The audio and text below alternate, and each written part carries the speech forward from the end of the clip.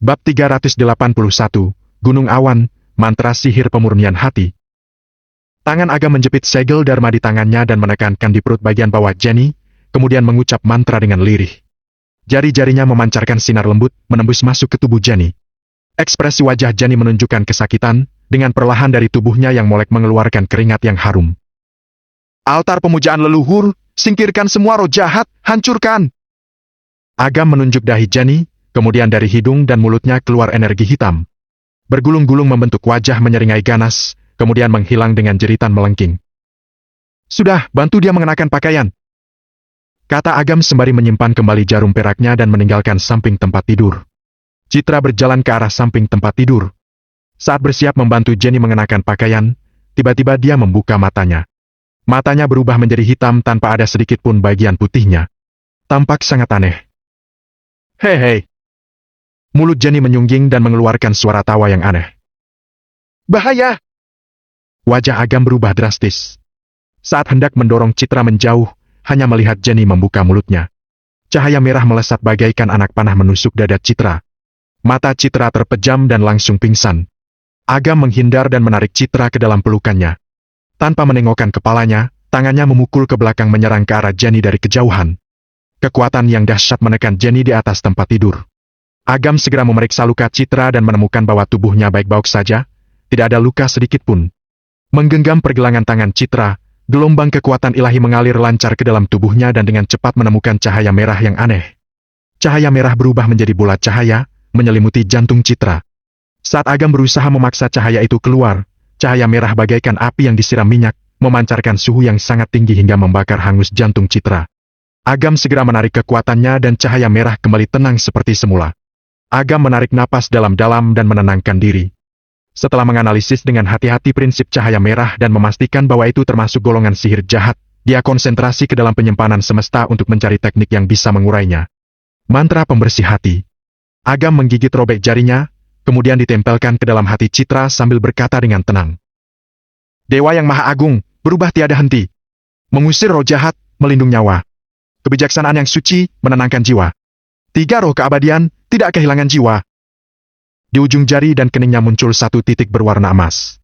Menimbulkan gelombang aura Buddha berwarna emas yang mengalir bagaikan air ke dalam tubuh Citra. Terus merasuk ke dalam tubuh Citra, menyelimuti gumpalan cahaya merah. Namun, cahaya merah sangatlah kuat. Tertutup cahaya dewa tetap tidak mengurangi kekuatannya. Bahkan berbalik melahap cahaya dewa itu, dengan perlahan kekuatannya meningkat. Agam segera menarik tubuhnya. Jika dia meneruskannya maka organ dalam tubuh Citra semuanya akan diselimuti oleh cahaya merah. Saat ini tidak boleh terburu-buru, harus merencanakan dengan saksama. Untungnya, gumpalan cahaya merah untuk sementara tidak mengancam nyawa Citra. Agam mendudukkan Citra ke atas kursi kemudian membalikkan badan memeriksa keadaan Jenny. Setelah Jenny memuntahkan cahaya merah, dia dalam keadaan mati suri. Pertama-tama Agam harus menyelamatkan nyawanya dahulu, kemudian memasukkan rohnya ke dalam tubuh dan menyelidikinya hingga tuntas.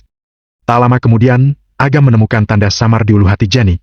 Jika bukan karena kekuatan ilahi Agam yang cukup besar, belum tentu bisa menemukannya. Ini adalah.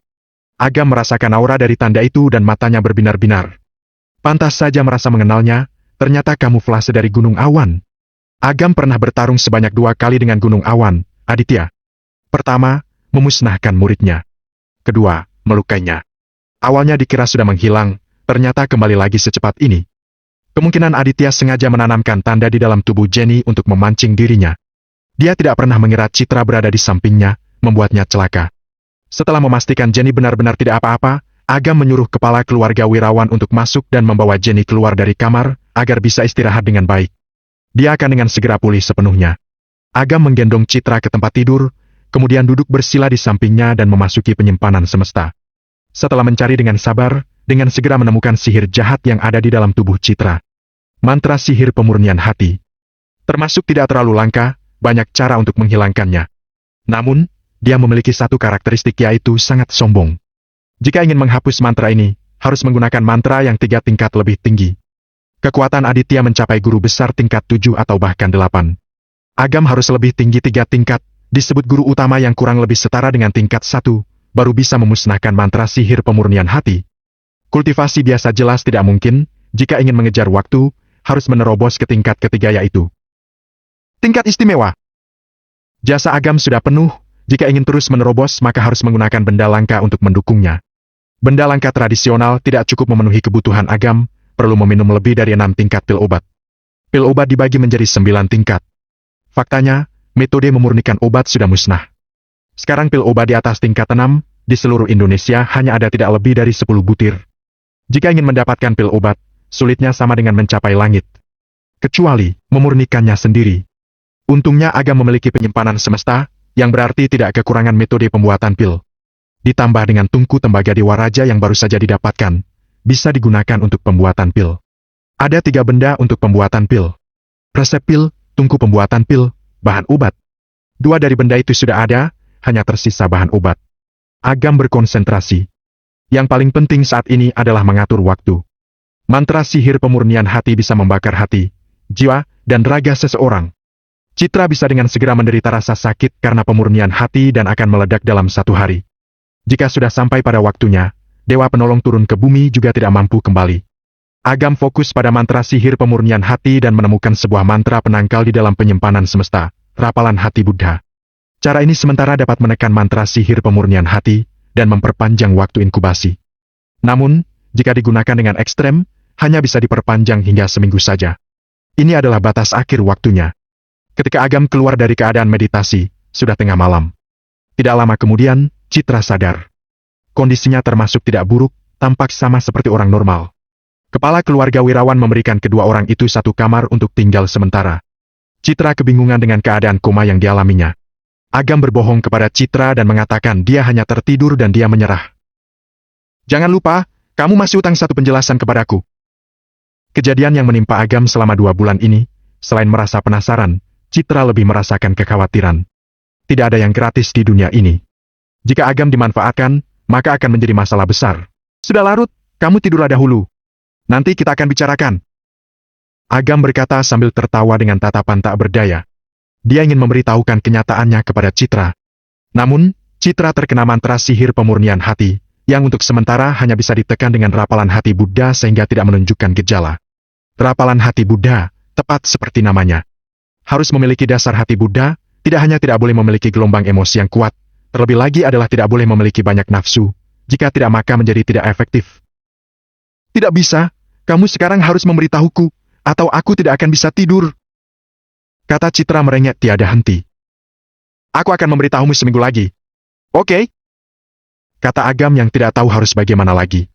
Citra tertawa tanpa mengatakan apa-apa dan menatap Agam dalam-dalam. Agam ditatap olehnya hingga seluruh tubuhnya meremang. Dia terbatuk dan menangkup dadanya, pura-pura sangat lemah. Kamu kenapa? Dalam sekejap Citra menjadi panik dan segera menghampiri dan mengusap punggung Agam. Amarahnya langsung lenyap. Demi mengobati Jenny, aku menghabiskan energi terlalu banyak. Bukankah kamu ingin mengetahui apa yang sudah kualami? Duduklah, aku akan memberitahumu pelan-pelan. Kamu mau mati? Sekarang segeralah istirahat, cepat! Citra berkata dengan penuh kemarahan. Dia dengan paksa menekan Agam ke atas tempat tidur dan menyelimutinya. Haf! Agam merasa dirinya keterlaluan. Sial! Kalau sampai Citra tahu dia sudah dibohongi, tamatlah riwayat Agam. Bab 382, kehilangan segalanya. Cuma ada 1 kamar, ayo tidur bareng saja. Agam meraih selimut dan berkedip padanya. Lupakan saja. Citra menggelengkan kepalanya. Keduanya sudah bercerai. Apakah pantas untuk tidur di 1 kasur? Aku pun sudah seperti ini, tidak akan bisa melakukan apapun padamu. Kalau kamu tidak tidur, aku juga tidak akan tidur, kecuali kamu bikin aku pingsan. Ucap Agam dengan santai. Citra merasa kesal. Namun, dia mengkhawatirkan kesehatan Agam, jadi dia mau tidak mau harus berkompromi dan ikut tidur di kasur itu.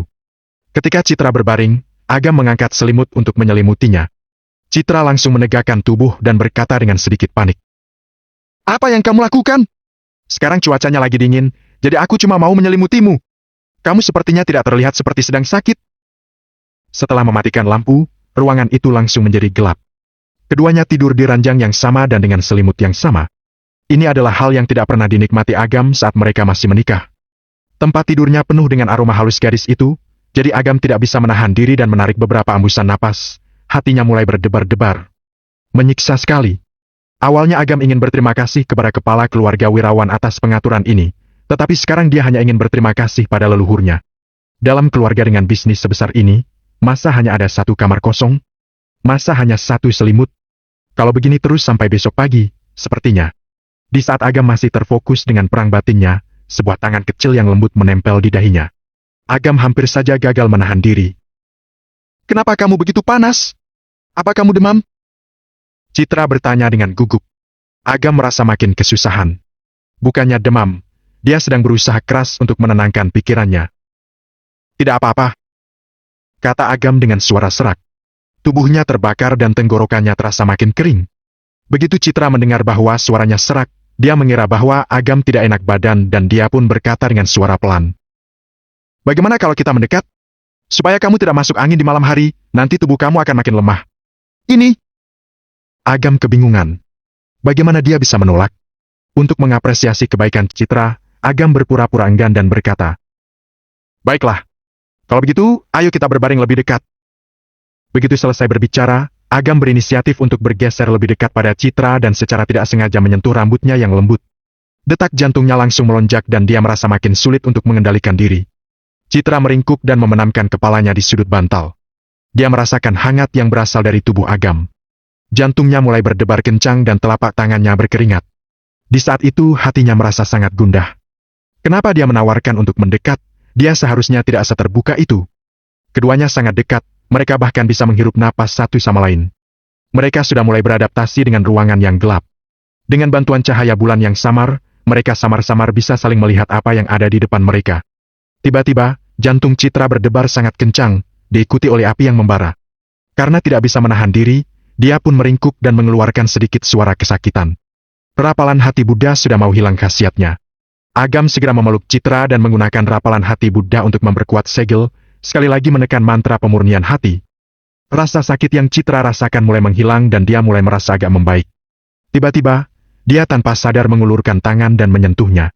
Merasa seperti tersengat listrik, dia segera menarik tangannya kembali. Agam tersenyum kecut. Saat dia hendak menjelaskan sesuatu, Citra berkata dengan kesal. "Kamu sudah sakit tapi masih seperti ini."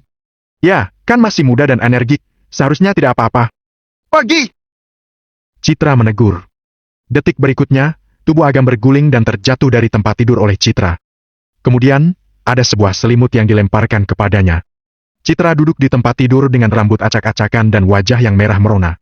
Matanya yang indah penuh dengan rasa malu dan kesal. "Kamu tidur di lantai hari ini? Jangan berpikir yang tidak-tidak." Agam tertegun dan seperti ingin menangis. Apa-apaan ini? Karena khawatir bahwa rapalan hati Buddha akan melemah lagi, Agam pun tidak memprovokasinya. Pada saat yang sama, Agam mengajari Citra suatu formula untuk menenangkan hatinya. Awalnya, Citra tidak percaya. Dia mengira Agam sedang menggodanya lagi, tetapi dia mencoba membacanya 2 kali dan merasa bahwa dia benar-benar sudah tenang. Setelah emosinya stabil, rasa lelah mulai berdatangan. Citra tertidur tidak lama kemudian setelah itu. Ketika Agam melihat Citra sudah tidur, sebuah senyuman muncul di wajahnya. Kemudian, dia mulai menenangkan pikirannya dan duduk bersila. Agam mengerahkan tungku Dewa Raja Tembaga dan dengan secepat mungkin menyerap kekuatan ilahi. Dia ingin mempertahankan kekuatannya di tingkatan tertinggi setiap saat untuk menghadapi kemungkinan apapun dan mencegah adanya mara bahaya yang akan mendatangi Citra dalam waktu 7 hari. Di rumah sakit, Nyonya Miati telah diselamatkan dan segera sadar kembali. "Nak, apa yang kamu katakan?" Wanita tua itu bersandar di samping tempat tidur dan bertanya dengan suara gemetar. "Master Tulan ditahan selama 24 jam, walaupun Kevin Effendi dan keluarga Viander sudah mengerahkan kekuatan mereka, tetapi Fabian Malo tetap menolak untuk melepaskannya. Sepertinya dia sudah disuap oleh keluarga Swandi. Singkatnya, situasinya sekarang sangat rumit, sulit untuk dijelaskan. Bagaimana dengan keluarga Pambudi?" "Agam, si bajingan itu, dia menyebarkan rumor di mana-mana, menyebabkan keluarga Pambudi dibenci oleh semua orang. Selama Anda koma, selain keluarga Effendi, semua mitra keluarga Pambudi menghentikan kerja sama dengan kita." "Perang!" Nyonya Miati sangat marah dan menyapu semua cangkir air dan buah-buahan dari meja ke lantai dengan lengannya. Seluruh keluarga Pambudi menundukkan kepala dan tidak ada yang berani berbicara. "Lanjutkan," kata Nyonya Miati sambil memejamkan mata. Jaya ingin melanjutkan, tetapi dia ragu. Masih banyak kabar buruk lain dan dia tidak berani mengatakannya kepada Nyonya Miati. Kalau sampai wanita tua itu meninggal, dia akan menjadi seorang pendosa. "Bu, jangan marah. Justru menurut saya ini hal yang baik," Jaya berkata dengan percaya diri. Segala hal yang dimiliki Agam diberikan oleh keluarga Suwandi. Kalau Agam bertingkah flamboyan dan semena-mena seperti itu, berarti dia sangat bergantung pada keluarga Suwandi. Kalau kita bisa memprovokasi hubungan kerja sama mereka, kita bukan hanya bisa mendapatkan kembali apa yang seharusnya menjadi milik kita, tapi kita juga bisa benar-benar melumpuhkannya. Sekali mendayung, 2-3 pulau terlampaui. Gampang sekali bilangnya. Memangnya ada cara untuk memutuskan hubungan kerja sama mereka? Nyonya Miati mendengus dingin. Bu, pikirkan baik-baik. Agam tidak punya kekuatan dan latar belakang apapun. Ada begitu banyak orang yang bermusuhan dengan keluarga Effendi. Kenapa keluarga Suwandi memilihnya sebagai boneka? Saya rasa karena Agam sangat pandai menipu. Apa Anda masih ingat keluarga Baskara? Nyonya Miati merenung dan berkata, apa maksudmu Agam mengandalkan keterampilan medis palsunya untuk mendapatkan kepercayaan dari keluarga Suwandi? Ya, aku sudah menanyakannya. Susan, putri dari keluarga Suwandi, selama ini menderita suatu penyakit. Keluarga Suwandi sudah mencari berbagai dokter ilahi kemana-mana untuk menyembuhkan penyakit Susan. Agam pasti memanfaatkan hal ini untuk mendapatkan kepercayaan dari keluarga Suwandi. Kalau dipikir-pikir, hal pertama yang Agam ambil alih adalah perusahaan medis Balai Pengobatan Abadi. Ini juga membuktikan bahwa hubungan Agam dengan orang-orang itu didasari dengan keuntungan yang didapatkannya dari orang kaya yang takut mati. Dia mengandalkan penipuannya itu untuk naik selangkah demi selangkah sampai di posisinya sekarang.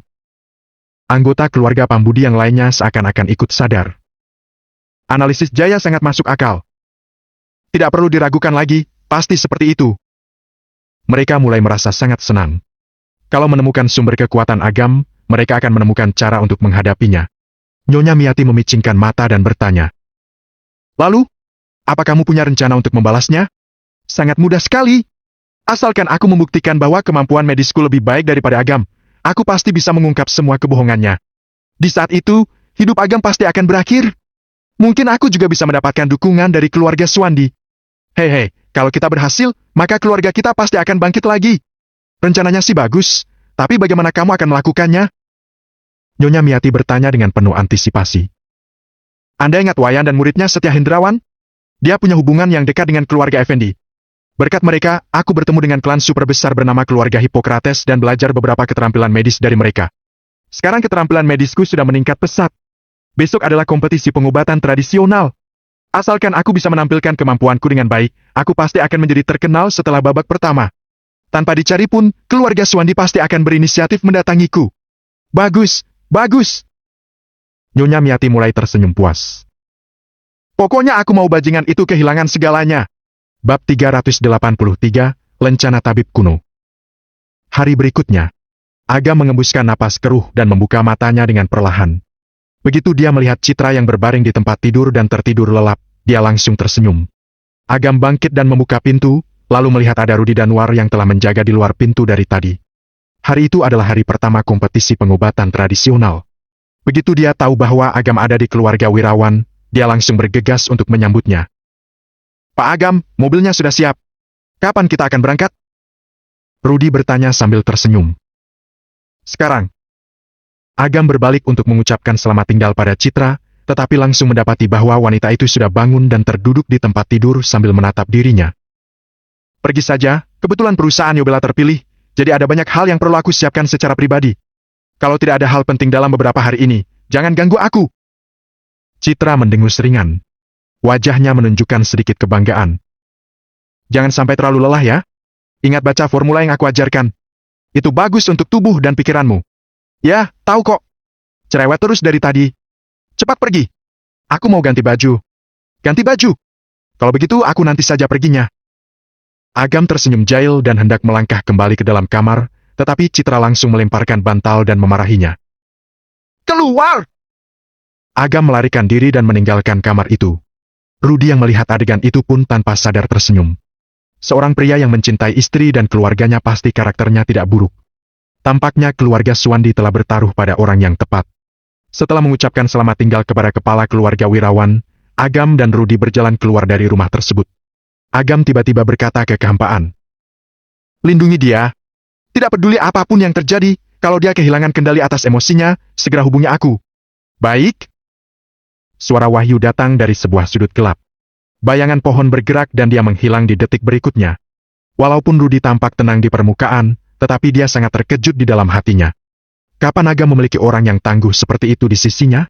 Apakah orang itu direkrut atau dilatih? Kalau demikian, berarti Agam sudah berhak untuk menjadi bagian dari 4 keluarga bergengsi, bahkan bisa saja melampaui mereka semua. Pak Agam, waktu itu Anda telat mendaftar dan kompetisi pengobatan tradisional sudah menutup saluran pendaftaran untuk umum. Jadi, Anda harus menggunakan identitas sebagai junior dari keluarga Suwandi untuk mendaftar. Saat bertanding nanti, Anda tidak dipanggil dengan nama asli, tapi Asad Suwandi. Tidak masalah. Agam tidak peduli dengan detail ini. Dia hanya ingin memenangkan kejuaraan dan mendapatkan sinomonium acutum 1000 tahun. Rudy menghela napas lega. Sebuah lencana tembaga pun diserahkan kepada Agam. Ini lencana tabib kuno milik Anda. Silakan disimpan. Ada sebuah garis di lencana, tampak tua dan tidak ada yang istimewa.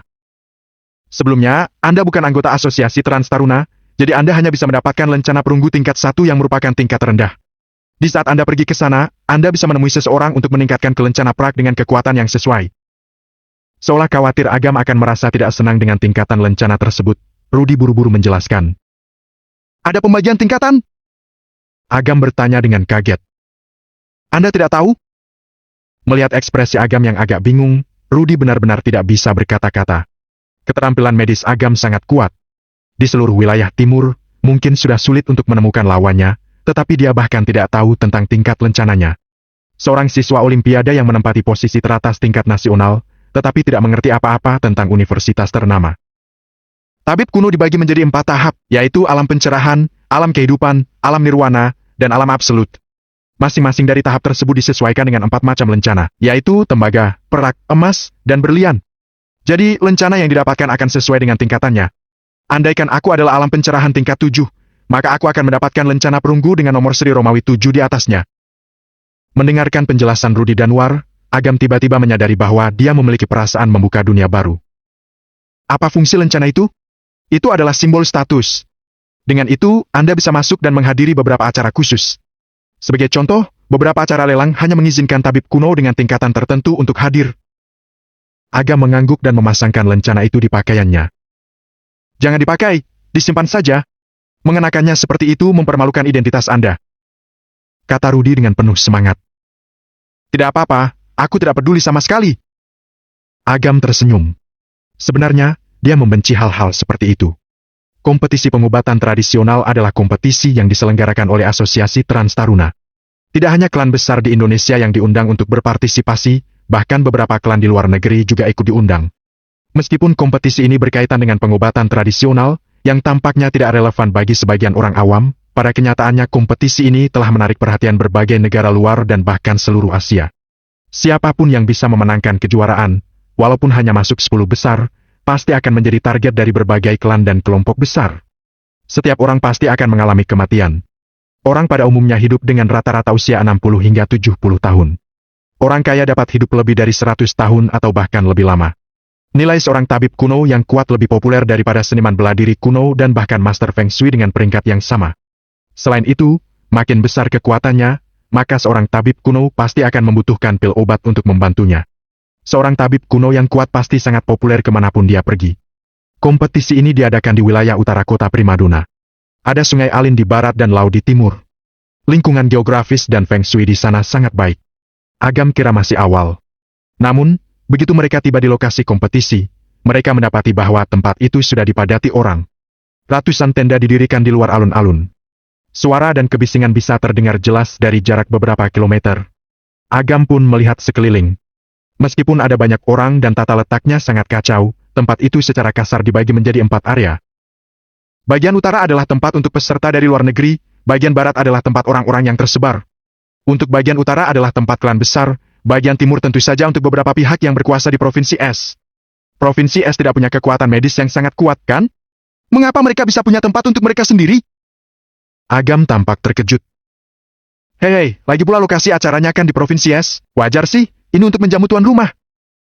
Rudy tersenyum dan membawa Agam ke bagian timur. Dengan nama keluarga Suwandi, Rudy masuk ke sisi dalam bagian timur dengan lampu hijau dan segera bertemu dengan beberapa teman. Tuan Agam. Dokter Rendra melihat Agam di kerumunan dan buru-buru membawa Mili untuk menemuinya. Sudah di sini dari tadi? Agam bertanya sambil tersenyum. Sedikit lebih awal dari Anda, semuanya sudah diatur. Ketika saatnya tiba, kita bisa masuk dan ikut dalam kompetisi penyisihan. Dokter Rendra tersenyum sedikit dan menatap Agam. Matanya tidak bisa menyembunyikan keterkejutannya. Dia masih ingat di saat dia pertama kali bertemu Agam. Dia hanyalah seorang remaja yang sembrono dan tidak tampak istimewa. Meskipun keterampilan medis sangat kuat, setidaknya dia masih paham. Waktu tidak berlalu lama, tetapi seluruh temperamen Agam telah mengalami perubahan yang sangat mengguncang. Terutama kekuatan ilahinya yang sangat besar dan melampaui pemahamannya. Andaikan Agam diberi waktu setengah tahun lagi, jangankan Provinsi S, mungkin akan sulit bagi seluruh Indonesia untuk melawannya. Kamu berhasil menerobos? Tatapan Agam tertuju pada Milly dan tampak sangat terkejut. Menyadari bahwa dirinya diperhatikan, Milly langsung menjadi sangat bahagia dan tersenyum. Berkat dua Liontin Gyo kemarin, aku berhasil menerobos ke alam kehidupan. Agam mengangguk. Milly memang sangat berbakat. Jika dia diberi kesempatan, prestasinya di masa depan mungkin tidak akan kalah dengan murid-murid dari klan ataupun keluarga tersembunyi. Guru, kok kamu pakai lencana perunggu tingkat 1? Milly memperhatikan lencana perunggu di dada Agam dan bertanya dengan bingung. Tuan Agam, dengan kekuatan Anda, setidaknya Anda berada di alam kehidupan tingkat 7. Anda tidak boleh memakai lencana perunggu, kata Dr. Rendra. Tidak ada data tentangku di Asosiasi Trans Taruna, jadi aku akan memakai lencana perunggu untuk sementara. Agam tersenyum dan berkata, tidak masalah kok, asalkan aku bisa memenangkan kompetisi ini nanti. Memenangkan kompetisi? Angkuh sekali. Seorang pria tua berjas berjalan dengan seorang wanita berusia hampir 30-an. Bab 384, musuh bertemu. Pria tua dan Dr. Rendra tampak sangat mirip, aura mereka pun kurang lebih sama. Namun, wajah lelaki tua itu tampak sangat buruk, dan wanita yang mengikutinya juga terlihat sombong dan angkuh. Orang tua itu melihat Agam dengan tatapan menghina dan berkata kepada Dr. Rendra, "Gak ada yang benar sama sekali. Murid yang kamu ajari bahkan lebih gila darimu. Perunggu tingkat 1 masih berani-beraninya mencoba untuk mendapat juara? Dasar tidak tahu malu." Dr. Rendra berkata dengan suara yang dalam. "Vino Maheswara, keperingatkan ya, jangan sembarangan berbicara. Pak Agam adalah orang yang berjasa padaku. Tidak disangka, sudah berlalu beberapa tahun, kemampuanmu malah makin buruk. Berapa umurmu? Lebih dari 80 tahun, kan? Kok bisa-bisanya mengakui bocah seperti itu sebagai orang berjasa? Benar-benar aib bagi master." Vino mencemooh. Milly berbisik kepada Agam.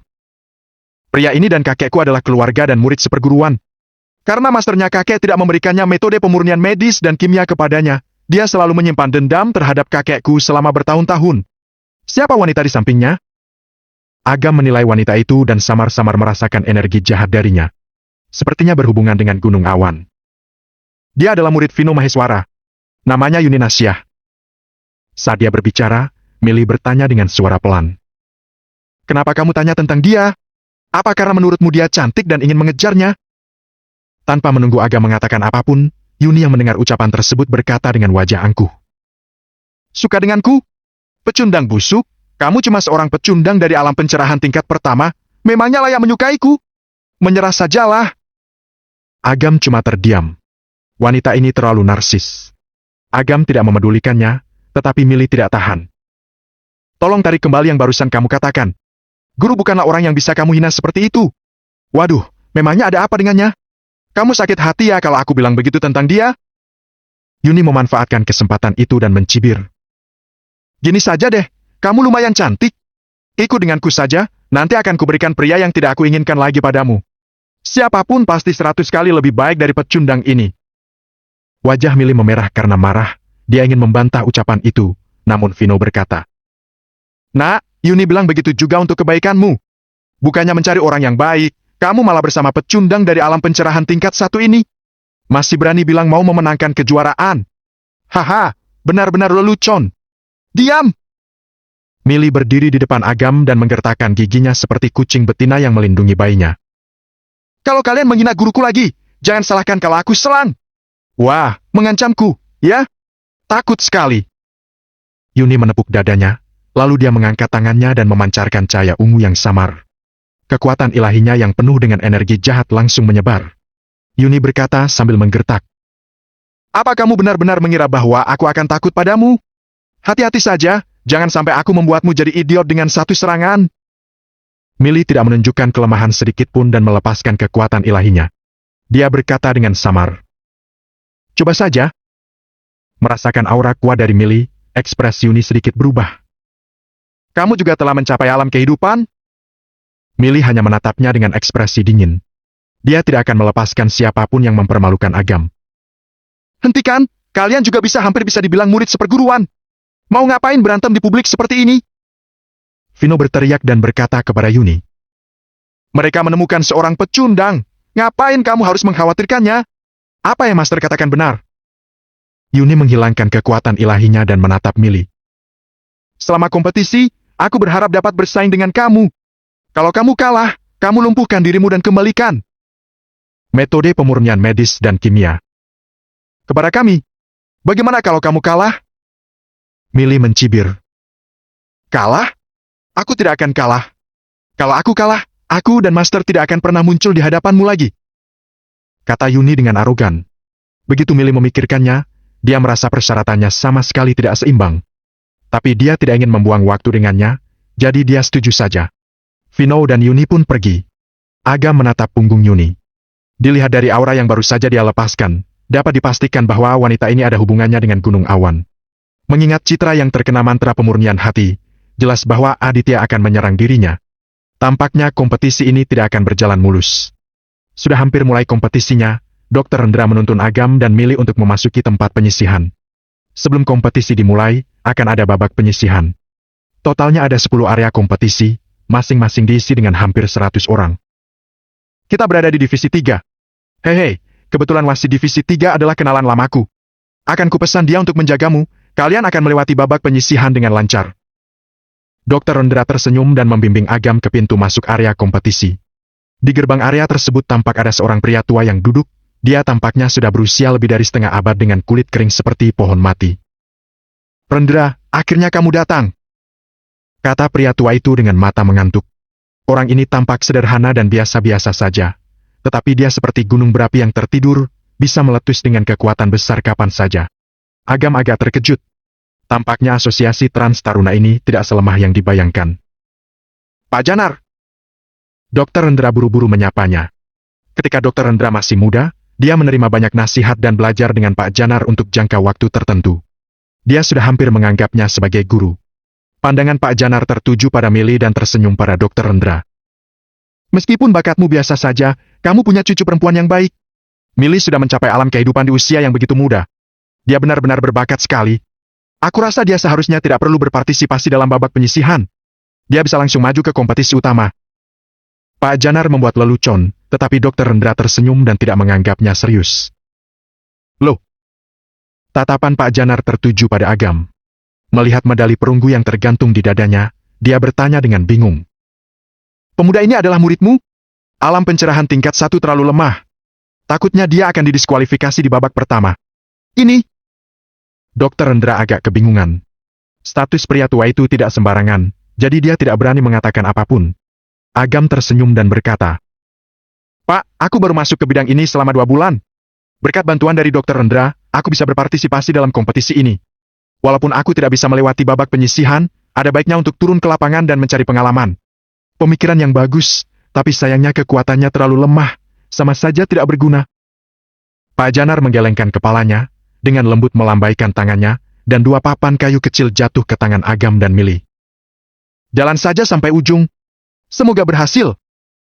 Agam memegang papan kayu itu dan baru saja akan berjalan masuk.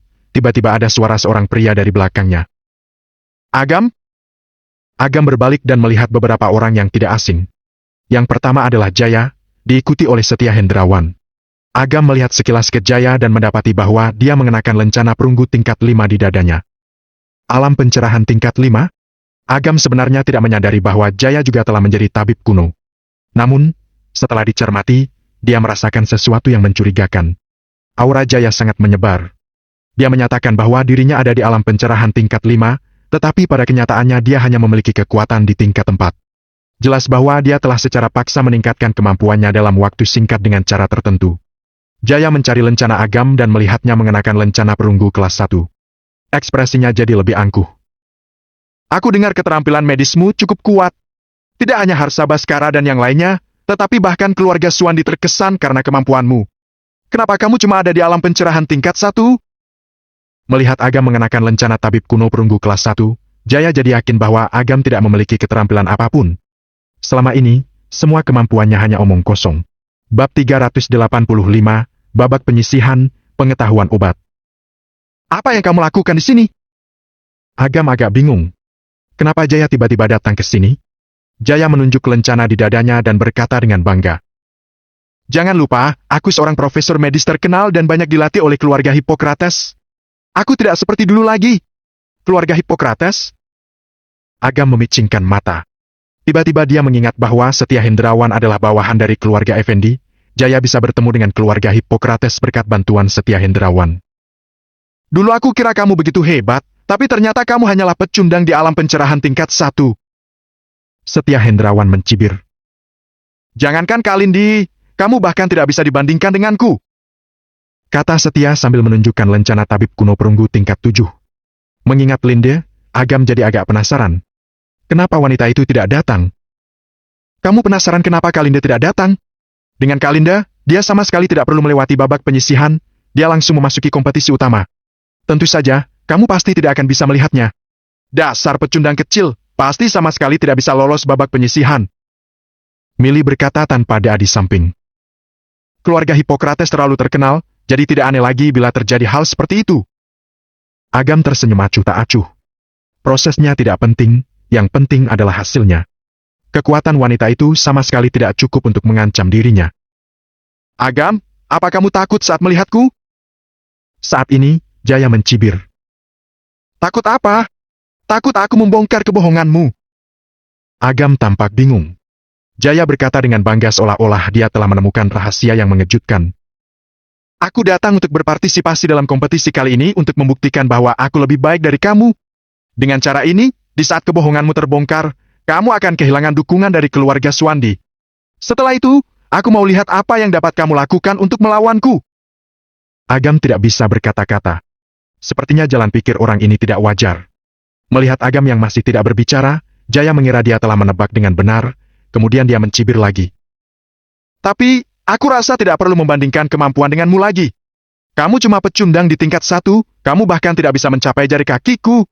Setelah kompetisinya selesai, aku akan mengabari kebenarannya kepada keluarga Swandi. Kamu akan kehilangan segalanya. Kalau begitu kutunggu kabar baikmu. Ucap Agam tanpa ekspresi, dia terlalu malas untuk meladeni orang itu. Kompetisi akan segera dimulai. Kalian mau ngobrol sampai kapan? Pak Janar berkata dengan tidak sabar. Jaya mendengus dan mengayunkan lengan bajunya untuk memasuki divisi keempat di sebelah. Setia memalingkan tatapannya dari lencana di dada Agam dan mencibir. Pecundang! Setelah mengatakan ini, dia melangkah ke divisi keempat. Kok mereka begitu sih? Terlalu memandang rendah orang lain. Mili berkata dengan marah. Dunia ini sangat kejam. Yang kuat dihormati, dan yang lemah tidak punya martabat. Pak Janar menggelengkan kepalanya dan menatap Agam sambil tersenyum. Tatapannya sedikit mendalam dan dia berkata. Namamu adalah Asad Swandi dalam daftar ini, tapi nama aslimu adalah Agam? Menarik sekali. Agam mengangkat alisnya. Kalau pria tua ini menghentikannya, dia harus mempertimbangkan untuk menggunakan beberapa metode khusus. Tidak apa-apa. Selama kalian di sini bukan untuk membuat masalah, aku tidak akan ikut campur dengan urusan kalian. Ujar Pak Janar sambil terkekeh. Terima kasih banyak. Agam membungkuk dan memasuki lorong tersebut, berdampingan dengan Mili. Aneh, bocah ini jelas-jelas berada di alam pencerahan tingkat 1. Mengapa tidak terasa begitu sederhana bagiku? Pak Janar menatap punggung Agam dan bergumam pada dirinya sendiri. Dia telah hidup selama berpuluh-puluh tahun, tetapi ini adalah pertama kalinya dia tidak dapat membaca seseorang dengan jelas. Sambil menggeleng, dia membuang pikiran tersebut dari benaknya. Seorang pemuda di alam pencerahan tingkat 1 bukanlah kekuatan sejati Agam, tetapi tetap saja tidak mungkin jauh lebih tinggi dari itu. Kalau dia ingin lulus babak penyisihan, mungkin hanya ada harapan tipis. Agam dan Mili berjalan melewati koridor panjang dan tiba di ruang rahasia yang luas. Ada 3 orang pemuda yang menjaga pintu masuk. Begitu mereka melihat Mili, mereka langsung tertarik dengan penampilannya yang menakjubkan dan energi spiritualnya yang lembut. Gadis cantik, usiamu tampaknya masih belum terlalu tua, sepertinya kamu ikut serta dalam kompetisi pengobatan tradisional untuk pertama kalinya, kan? Namaku Wendy Winky. Aku adalah Kapten Penegak Aturan Divisi 3 dan anggota elite Asosiasi Trans Taruna. Kalau kamu punya pertanyaan, tanyakan saja kepada aku, dan aku pasti akan membantumu sebaik mungkin. Setelah memeriksa papan kayu, pemimpin pemuda itu menghampirinya. Dia sengaja mengungkapkan identitasnya, mengira Mili akan jadi tertarik padanya. Setelah mengambil papan kayu miliknya, Tatapan Millie masih tertuju pada Agam dari awal sampai akhir, seakan-akan tidak mendengarkan ucapan Wendy sama sekali. Ekspresi Wendy langsung berubah. Dia adalah anggota elite dari Asosiasi Trans Taruna, kakeknya juga wakil ketua aula di Provinsi S. Dia pun memegang posisi yang tinggi. Wanita mana yang tidak akan menanggalkan pakaian dan tidur dengannya begitu tahu dia menyukai mereka? Ketika dia mengikuti tatapan Millie dan melihat Agam, tatapannya terpaku pada lencana perunggu kelas 1 di dadanya dan dia langsung tertawa terbahak-bahak. Aduh, kok ada pecundang dari alam pencerahan tingkat 1 yang berani berpartisipasi dalam kompetisi pengobatan tradisional? Benar-benar tidak tahu malu. Wendy terlihat sinis, dengan sengaja menunjukkan lencana perak tingkat 2 miliknya. Alam kehidupan tingkat 2. Di usianya yang kurang dari 30 tahun, dia telah mencapai tingkatan seperti itu. Bagaimanapun juga, dia termasuk dalam kategori genius. Agam bertanya dengan acuh tak acuh. Apa ada persyaratan tingkatan minimal untuk berpartisipasi dalam kompetisi ini? Tidak. Lalu, ngapain banyak omong seperti itu? Agam mengambil kembali papan kayunya dan ingin pergi. Tunggu! Wendy menekan rasa kesalnya. Dia merangkul bahu Agam dan berbisik. Kamu datang untuk berpartisipasi dalam kompetisi ini karena kamu ingin mengambil kesempatan untuk bergabung dengan Asosiasi Trans Taruna, kan? Kakekku adalah wakil ketua aula Provinsi S. Kalau kamu memberitahu informasi kontak gadis yang datang bersama kamu itu dan membantu aku mengejarnya, aku dapat membantu kamu memasuki kompetisi utama. Bahkan mengejar perempuan pun harus pakai cara paksa seperti itu. Betapa tidak bergunanya kamu. Agam menepis tangan Wendy dan berbalik untuk pergi bersama Millie. Wendy merasa sangat murka dan dia menatap punggung Agam. Bos, apa kamu ingin kami mengusirnya? Salah satu pengikutnya bertanya. Mengusirnya begitu saja terlalu ringan baginya. Aku ingin dia mempermalukan dirinya sendiri di depan umum dan membuatnya malu untuk tinggal di Provinsi S. Wendy tersenyum dengan ganas. Meskipun kompetisi pengobatan tradisional sangat terbuka dan adil, ini hanya babak penyisihan. Tidak akan ada yang memperhatikan kelompok kecil seperti ini. Karena itu, bila ada yang melakukan sesuatu pada babak ini, tidak akan ada yang menyadarinya. Begitu semua orang tiba, Pak Janar muncul di kursi wasit begitu saja dan berkata dengan ringan. Kalian semua berada di divisi nomor 3 dengan total 100 peserta. Hanya ada 10 orang yang bisa lolos, sisanya akan dieliminasi. Begitu ucapan itu selesai, terdengar banyak yang mengeluh. Hanya 10 dari 100 orang, tidak disangka babak penyisihan akan sekejam itu. Bisa ada 10 orang yang maju, jauh lebih banyak dari dugaanku. Agam berdecak. Mendengarkan kata-kata Agam, orang-orang di sampingnya langsung berpaling padanya, mengira dia adalah orang hebat yang bisa lolos dengan mudah. Namun, begitu mereka melihat lencana perunggu tingkat 1 di dada Agam, mereka semua melemparkan tatapan angkuh. Cuma seorang alam pencerahan tingkat 1 bisa-bisanya berpikir bahwa jumlah 10 orang masih terlalu banyak, dasar bodoh. Millie menutup mulutnya dan berkata sambil tersenyum. Siapapun yang dapat berpartisipasi dalam kompetisi pengobatan tradisional direkomendasikan oleh orang penting atau berasal dari sekte. Kalau sampai tereliminasi, pasti orang-orang itu akan malu. Selain itu, ada hampir 1000 peserta dalam babak ini, 900 orang akan dibuang begitu saja melalui babak penyisihan, sungguh kejam. Agam mengangguk tanpa daya. Rencana awalnya adalah mengikuti kompetisi lebih awal untuk menghemat waktu. Tahap pertama dari penyisihan, pengetahuan obat. Pak Janar berkata perlahan. Pengetahuan untuk mengidentifikasi obat-obatan? Cuma itu? Semua orang langsung tampak lega. Mereka semua adalah tabib kuno. Mereka sudah mendalami industri ini selama bertahun-tahun, masing-masing sudah punya pemahaman dan ilmu ensiklopedia pengobatan tradisional dalam otak mereka. Mereka sangat yakin bisa melewati babak ini. Ada 2 pemuda yang mengangkat meja kayu dan meletakkannya di tengah. Wendy memegang sebuah kotak giok dan meletakkannya di atas meja tersebut. Begitu kotak giok itu dibuka, sebuah bunga zamrud tergeletak dengan tenang di dalamnya. Ini. Semua orang tampak bingung, hanya ada sedikit orang yang tahu jawabannya. Bab 386, kalah. Baris sesuai dengan urutan masuk. Setiap orang punya waktu 10 detik untuk mengamati bahan obat ini dari dekat. Tidak ada yang diizinkan untuk berbicara satu sama lain, apalagi mencoba menggunakan kekuatan ilahi untuk menyebarkan informasi. Kalau ditemukan adanya kecurangan, maka pelakunya akan didiskualifikasi dan dilarang untuk mengikuti kompetisi ini seumur hidup. Suara Pak Janar menggelegar ke seluruh ruangan. Pada saat yang sama, kekuatan ilahi yang kuat seperti tirai, menutupi seluruh ruang tersebut dalam sekejap. Masalah apapun tidak akan bisa lepas dari persepsinya. Mari kita mulai, kata Wendy ringan. Semua orang berbaris dan maju untuk mengamati. Ada yang menggeleng, ada yang menghela napas, dan ada yang ragu-ragu. Sebagian besar obat-obatan tradisional di dunia telah didokumentasikan, tetapi masih ada beberapa yang tidak diketahui dunia. Beberapa orang bahkan tidak pernah memiliki kesempatan untuk mengenal tanaman langka yang masih belum dicatat dalam buku.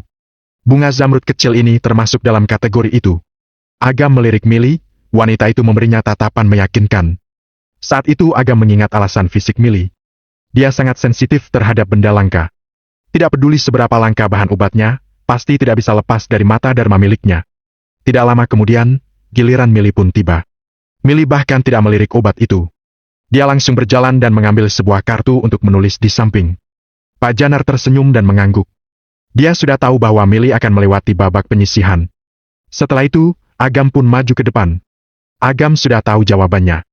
Namun, dia ingin memastikan bahwa semuanya aman dan berhenti sejenak di depan kotak itu untuk mempelajarinya dengan cermat. Pada saat ini, Wendy mengangkat tangannya dan berkata, "Pak Janar, ada retakan di kotak batu giok ini. Aku rasa harus diganti sesegera mungkin. Kalau tidak maka akan dengan mudah menyebabkan hilangnya efek bahan obat ini." Pak Janar melihat lebih dekat dan menyadari memang ada retakan kecil di sisi kotak tersebut. Kalau tidak dilihat dengan saksama, pasti tidak akan ketahuan. Orang tua itu sudah berpengalaman dan dengan cepat menyadari bahwa Wendy telah melakukannya dengan sengaja. Meskipun sebagai wasit dia harus menegakkan hukum dan tidak memihak, dia memiliki hubungan pertemanan dengan kakeknya Wendy dan merasa tidak perlu merusak keharmonisan hubungan mereka hanya untuk hal sepele. Pak Janar pun menganggukkan kepalanya. Wendy melepaskan kotak giok dan segera menggantinya dengan kotak lain. Setelah membuka kotak baru, tampak ada sehelai rumput hijau besar di dalamnya. Rumput hijau yang terlihat hambar, tidak berbeda dengan rumput liar daun pinggir jalan. Makin biasa dan umum penampilan bahan obat, maka akan jadi sulit untuk membedakannya. Ekspresi beberapa puluh orang di belakang Agam langsung berubah. Bahkan beberapa orang yang awalnya percaya diri dengan jawaban yang disiapkan pun jadi kewalahan. "Pak Janar, penggantian bahan obat secara tiba-tiba seperti ini sama saja seperti mengganti kertas jawaban baru di tengah waktu ujian. Bukankah itu tidak adil?" "Ya, padahal aku tahu jawaban dari bahan obat yang sebelumnya. Tidak adil bagi kita kalau tiba-tiba obat diganti sekarang." Seseorang mulai menggerutu dan segera menimbulkan keributan lainnya di kalangan orang-orang yang masih mengantre. Wendy berkata dengan ekspresi dingin, "Tujuan tahap ini adalah untuk menyaring orang-orang yang kemampuannya biasa-biasa saja. Kalau kalian memang kuat, kenapa harus mengeluh karena perubahan jenis bahan obat? Tapi, baiklah," kata Pak Janar samar. "Semuanya masih sama. Kalau ada yang tidak puas, bisa mundur saja dari kompetisi." Begitu Pak Janar berbicara, tidak ada lagi yang berani mengeluh. "Hei, silakan." Wendy menatap Agam. Bahan obat ini memiliki khasiat rata-rata, tetapi tetap saja langka. Jumlahnya kurang dari 1.000 di seluruh dunia. Bahkan tabib kuno yang telah ada selama beberapa dekade belum tentu bisa mengenalinya. "Guru?" Millie memberikan tatapan khawatir. "Nggak apa-apa." Agam tersenyum sedikit. Dia hanya melirik obat itu dan berjalan melewatinya. "Loh?"